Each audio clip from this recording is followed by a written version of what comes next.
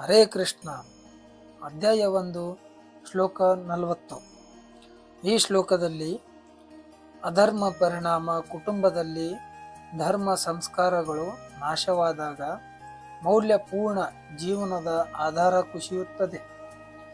ಸ್ತ್ರೀಯರ ಪರಿಣಾಮದ ಸಮಾಜದ ನೀತಿ ಕುಸಿದರೆ ಸ್ತ್ರೀಯರು ಸುರಕ್ಷತೆ ಗೌರವ ಕಳೆದುಕೊಳ್ಳುತ್ತಾರೆ.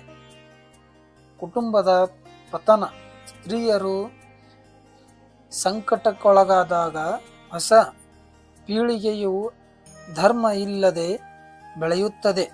ಇದರಿಂದ ಕುಟುಂಬ ವಂಶ ಪತನವಾಗುತ್ತದೆ.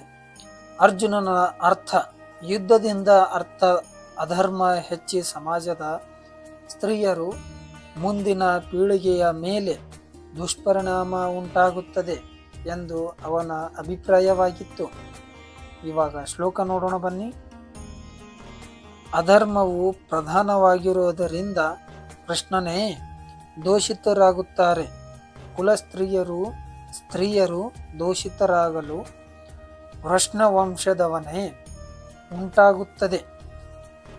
ಅನಪೇಕ್ಷಿತ ಸಂತಾನವು. ಅನುವಾದ ತಿಳಿಯೋಣ ಬನ್ನಿ. ಹೇ ಕೃಷ್ಣ, ಕುಟುಂಬದಲ್ಲಿ ಧರ್ಮವು ಪ್ರಧಾನವಾದಾಗ ಕುಲಸ್ತ್ರೀಯರು ನೀತಿಭ್ರಷ್ಟರಾಗುತ್ತಾರೆ. ಸ್ತ್ರೀಯರು ಪತಿತರಾದಾಗ ಹೇ ವಾಷ್ಣೇಯ ಅನಿಷ್ಠ ಸಂತಾನ ಸೃಷ್ಟಿಯಾಗುತ್ತದೆ. ಭಾವಾರ್ಥ ತಿಳಿಯೋಣ ಬನ್ನಿ. ಭಾವಾರ್ಥದಲ್ಲಿ ಬದುಕಿನಲ್ಲಿ ಶಾಂತಿ, ಶ್ರೇಯಸ್ಸು, ಆಧ್ಯಾತ್ಮಿಕ ಮುನ್ನಡೆಗಳನ್ನು ಸಾಧಿಸಲು ಮಾನವ ಕುಲದಲ್ಲಿ ಅನಿವಾರ್ಯವಾದ ಮೂಲಾಧಾರವೆಂದರೆ ಒಳ್ಳೆಯ ಜನತೆ.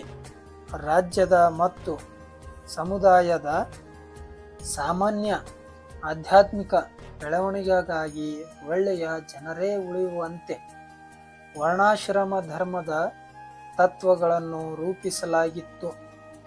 ಇಂತಹ ಜನತೆಗೆ ಸ್ತ್ರೀಯರ ಪಾವತ್ಯ ಮತ್ತು ನಿಶ್ಚಯ ಆಧಾರ. ಮಕ್ಕಳು ಹೇಗೆ ಸುಲಭವಾಗಿ ದಾರಿ ತಪ್ಪಬಹುದೋ ಹಾಗೆ ಸ್ತ್ರೀಯರು ಸುಲಭವಾಗಿ ಭ್ರಷ್ಟರಾಗಬಹುದು.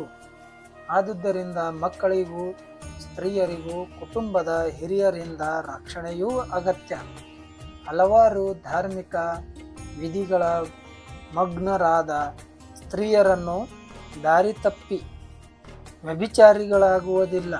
ಚಾಣಕ್ಯ ಪಂಡಿತನ ಪ್ರಕಾರ ಸ್ತ್ರೀಯರು ಸಾಮಾನ್ಯವಾಗಿ ಬಹಳ ಜಾಣರಲ್ಲ. ಅವನು ನಂಬಿಕೆ ಯೋಗ್ಯರಲ್ಲ.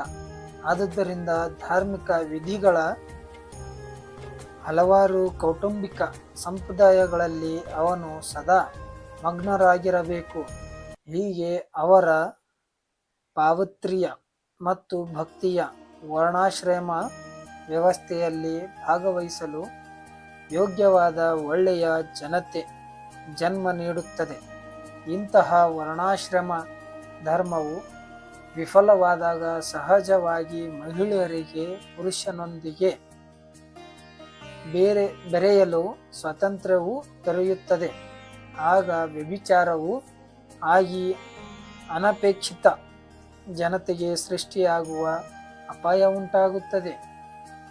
ಹೊಣೆಗೇಡಿ ಪುರುಷರು ಕೂಡ ಸಮಾಜದಲ್ಲಿ ವ್ಯಭಿಚಾರವನ್ನು ಪ್ರಚೋದಿಸುತ್ತಾರೆ. ಹೀಗೆ ಅನಪೇಕ್ಷಿತ ಮಕ್ಕಳು ಮಾನವ ಕುಲವನ್ನು ತುಂಬಿ ಯುದ್ಧ ಮತ್ತು ಕ್ಷಮಗಳನ್ನು ಅಪಾಯವು ತಲೆದೋರುತ್ತವೆ.